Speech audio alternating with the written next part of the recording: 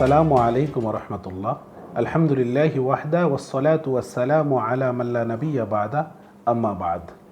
Golden basket present পবিত্র মাহে রমজানের ডাক অনুষ্ঠানে আপনাকে স্বাগতম। প্রিয় দর্শক শ্রোতা, পবিত্র রমজান মাস, আমরা চাই আমাদের সন্তানরা ধর্মীয় আদর্শে আদর্শবান হয়ে বেড়ে উঠুক। সেই ক্ষেত্রে তাদেরকে শিশু থেকেই রমজানের রোজা রাখার প্রতি উদ্বুদ্ধ করা, এটা আমাদের অত্যন্ত গুরুত্বপূর্ণ দায়িত্ব ও কর্তব্য। কেননা আল্লাহ তাআলা বলেন, ইয়া আইয়ুহাল্লাযীনা আমানুত্তাকুল্লাহ কু আনফুসাকুম ওয়া আহলিকুম নারা। হে ঈমানদারেরা, তোমরা নিজেরা জাহান্নামের আগুন থেকে বাঁচো এবং তোমার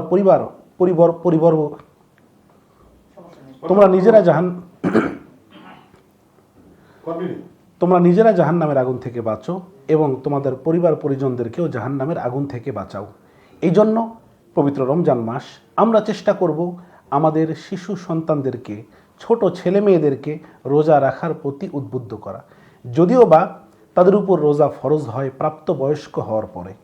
আমাদের দেশের ছেলে মেয়েদেরকে দেখা যায় সাধারণত তারা 12 থেকে 14 বয়সের মধ্যে তারা প্রাপ্তবয়স্ক হয়, কিন্তু প্রাপ্তবয়স্ক হওয়ার সঙ্গে সঙ্গেই তো তার উপর রমজানের রোজা ফরজ হয়ে যায়, অর্থাৎ এই ফরজ বিধান সে মানতে শুরু করতে হবে।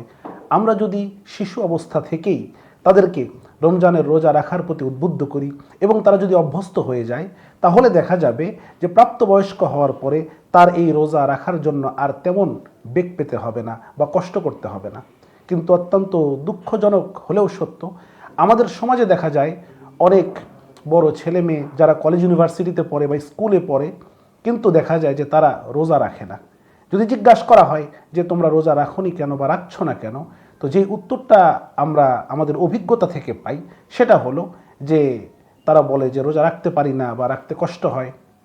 এর কারণ আমরা খুঁজতে গিয়ে যেটা দেখেছি সেটা হলো, শিশু অবস্থা থেকেই অনেক সময় দেখা যায় যে ছোট ছেলে মেয়েরা তাদের বাবা মা বা পরিবারের অন্য সদস্যদের দেখে নিজেরা রোজা রাখতে চায় বা রোজা রাখার প্রতি আগ্রহ দেখায়, কিন্তু বাবা মা অসুস্থতা কারণে বা অসুস্থ হয়ে যাবে বা লেখাপড়ার ক্ষতি হবে, এই দিকে তাকিয়ে তাদেরকে রোজা রাখা থেকে আমরা অভিভাবকরাই তাদেরকে বিরত রাখি। এতে করে কি হয়, মূলত আমরা লক্ষ্য করেছি যে রমজান মাসে সাধারণত শিক্ষা প্রতিষ্ঠানগুলোতে ছেলে মেয়েদেরকে লেখাপড়ার চাপ তুলনামূলক কম দেওয়া হয় এবং রোজা রাখলে ছেলে মেয়ে অসুস্থ হয়ে যায় ব্যাপারটা এরকম না। সামান্য হয়তো কিছু সময়ের দুর্বলতা চলে আসে, ইফতার করার সাথে সাথেই সেই দুর্বলতা কেটে যায়। হ্যাঁ, এক্ষেত্রে লক্ষ্য রাখতে হবে, যদি ছেলে মেয়ে অসুস্থ থাকে বা অসুস্থ হওয়ার সম্ভাবনা থাকে তাহলে তো কিছুতেই তাকে রোজা রাখানো যাবে না।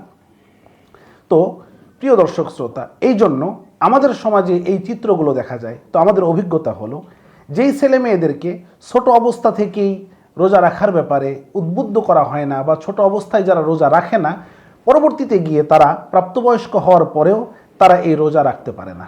প্রিয় দর্শক শ্রোতা, এই ক্ষেত্রে আমরা দেখেছি শিশু থেকেই যেই ছেলে মেয়েগুলোকে রোজা রাখানো হয় না, প্রাপ্তবয়স্ক হওয়ার পরেও এরা রোজা রাখতে পারে না।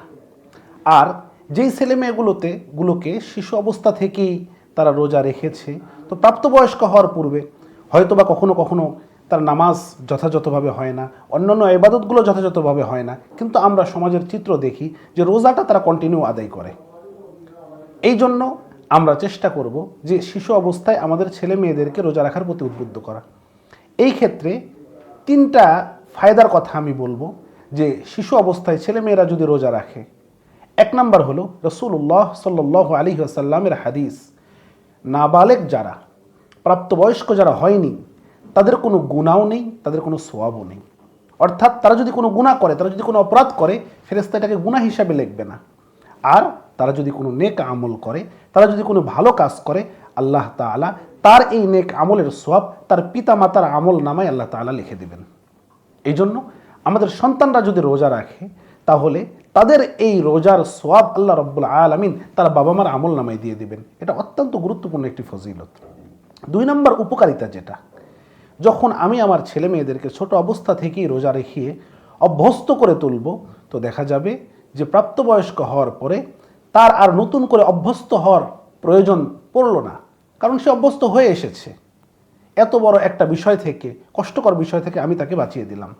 আর 3য় নাম্বার যেটা সবথেকে বড় বিষয়, সেটা হলো, আমরা জানি অন্যান্য ফরজ ইবাদতের কাজা তুলনামূলক সহজ, যেমন কেউ যদি নামাজ তরক করে শয়তানের ধোকায় বা ভুলবশত, ওই এক ওয়াক্ত নামাজ যদি যেভাবে তার কাজা হয়েছে ওই অনুযায়ী এক ওয়াক্ত আদায় করে দেয়, তাহলে তার কাজা নামাজের হক আদায় হয়ে যাবে। হজ ফরজ হয়েছে, হজ আদায় করেনি, পরবর্তীতে গিয়ে একবার হজ আদায় করে দিলে একবার হজ আদায় করলে হজের ফরজিয়াতও আদায় হয়ে যাবে। জাকাত দেয়নি, পরবর্তীতে গিয়ে জাকাত আদায় করলে জাকাতের ফরজিয়াতও আদায় হয়ে যাবে। অন্যান্য ফরজের কাজা বা কাফফারা তুলনামূলক সহজ, কিন্তু রোজার কাজা বা কাফফারা অনেক কঠিন, যেটা আমরা হাদিসের মধ্যে পাই যে একটা রোজার বিনিময়ে একটানা 60টা রোজা রাখতে হয়। অর্থাৎ বালেগ হওয়ার পর থেকে যদি কোনো ছেলে মেয়ে একটানা 2 বছর বা 3 বছর বা 5 বছর রোজা না রেখে এরপর থেকে রোজা রাখে, এই যে 5টা বছর সে রোজা রাখলো না, এই 5 বছরের প্রতিটা রোজার বিনিময়ে যে তাকে 60টা করে রোজা রাখতে হবে, এটা তো ওই যে আমি ছোট অবস্থা থেকেই যখন তাকে উৎসাহিত দিলাম না, ছোট অবস্থা থেকেই তাকে উদ্বুদ্ধ করলাম না, তাকে রোজা রাখার প্রতি আগ্রহ দেখালাম না, এই কারণেই তো তার এই এত বড় ক্ষতি আমি তার করে ফেললাম। এই জন্য ছোট অবস্থা থেকেই তাকে রোজা রাখার প্রতি উদ্বুদ্ধ করা। সেক্ষেত্রে আমরা কিছু কাজ করতে পারি ছোট বাচ্চাদের ক্ষেত্রে। 1 নাম্বার যেটা, তাকে এই রোজার ফজিলত সম্পর্কে এগুলো তার সামনে বর্ণনা করা, এই রোজার উপকারিতা তার সামনে বর্ণনা করা। আল্লাহ সুবহানাহু ওয়া তাআলা, রাসূল সাল্লাল্লাহু আলাইহি ওয়াসাল্লাম এই রোজাদারকে পছন্দ করেন, ভালোবাসেন, এগুলো তাকে বলা। দ্বিতীয়ত, তার জন্য পুরস্কারের ব্যবস্থা করা। সে যদি রোজা রাখে, বাবা মার পক্ষ থেকে সুন্দর কিছু পুরস্কারের ব্যবস্থা তার জন্য রেখে দেওয়া, দেখা যাবে এতে করে সে আরও বেশি উৎসাহিত হবে। তৃতীয়ত, তার পছন্দনীয় ইফতার বা তার পছন্দনীয় সেহরির ব্যবস্থা করা, এতে করেও সে অনেক বেশি উৎসাহিত হবে। এই জন্য এই কাজগুলো আমরা করব। আর চতুর্থ আরেকটা যেটা করব, বাচ্চারা রোজা রাখলে অন্যের সামনে বাচ্চার খুব বেশি প্রশংসা করা। যখন আমরা বাবা মারা সচেতন হব এবং ছেলে মেয়েদেরকে শিশু অবস্থা থেকেই যেই শিক্ষাটা দেব, মনে রাখতে হবে পরিবার সবথেকে বড় শিক্ষা প্রতিষ্ঠান। আমরা সন্তানকে মানুষ করার জন্য স্কুলে দেই, কলেজে দেই, মাদ্রাসায় দেই, কিন্তু পরিবারের কাছ থেকে একটি সন্তান যেই শিক্ষাটা পাবে সেটাই তার জন্য প্রকৃত শিক্ষা। যে আদর্শ সে পাবে এটাই তার জন্য প্রকৃত আদর্শ।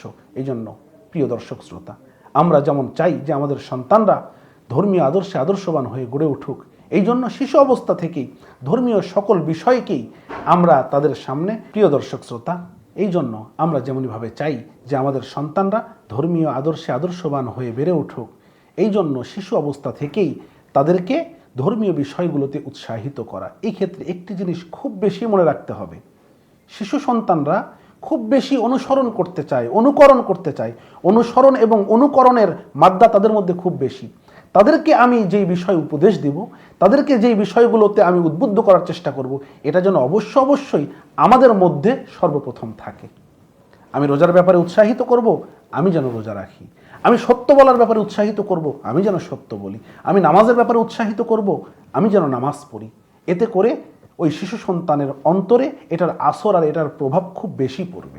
এই জন্য আমরা আমাদের সন্তানদেরকে ধর্মীয় আদর্শে আদর্শবান হিসাবে গড়ে তুলতে শিশু অবস্থা থেকেই অন্যান্য ইবাদতের মতোই রমজানের রোজা রাখার ব্যাপারেও উদ্বুদ্ধ করব ইনশাআল্লাহ। আল্লাহ তাআলা তৌফিক দান করেন, আল্লাহ তাআলা কবুল করেন। ওয়া আখিরু দাওয়ানা আলহামদুলিল্লাহি রাব্বিল আলামিন। আসসালামু আলাইকুম ওয়া রাহমাতুল্লাহি ওয়া বারাকাতুহু।